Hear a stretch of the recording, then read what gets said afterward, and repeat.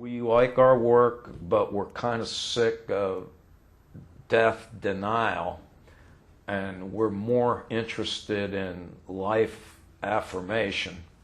And, so we think we understand, in quotes, how death anxiety can be malignantly transformed into all kinds of unfortunate personal and interpersonal manifestations.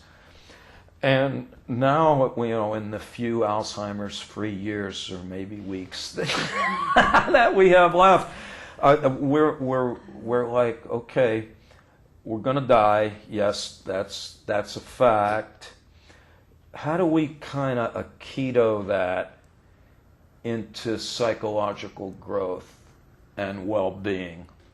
There, you guys are light years ahead, and we're now wanting to spend more time with clinicians, particularly in settings where palliative care and hospice settings, the hospice people have us, they call it a good death.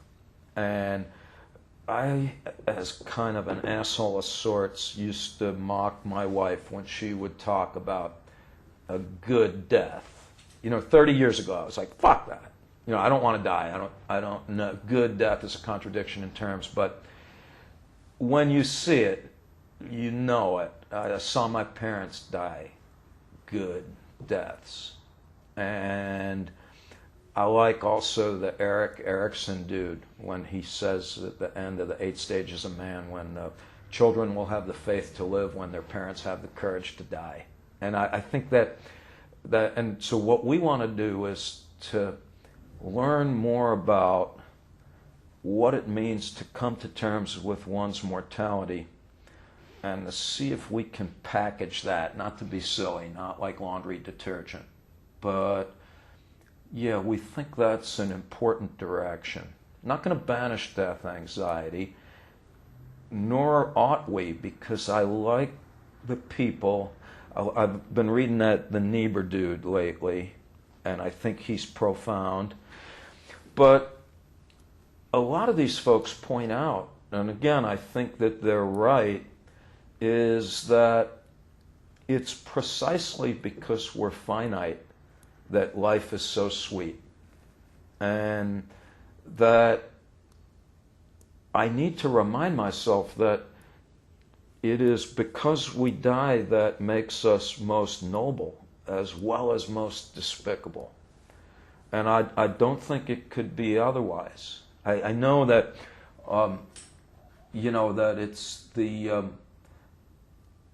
when like cool things happen, and you have kids, so you know how there's a bittersweet poignancy, like, just name your thing, like graduation, or just like, how you can't plan fun, but sometimes something just happens where you realize that it's sublimely spectacular. And yet there's that fleeting, oh, that's over, that'll never happen again. And of course that's true, and it makes you a little sad, but it's also what makes it great and awesome. And that I guess that's what I think about these days, is how do you kind of walk that psychological tightrope, as it were, and accept the reality of the human condition and parlay that into bringing out the best in us.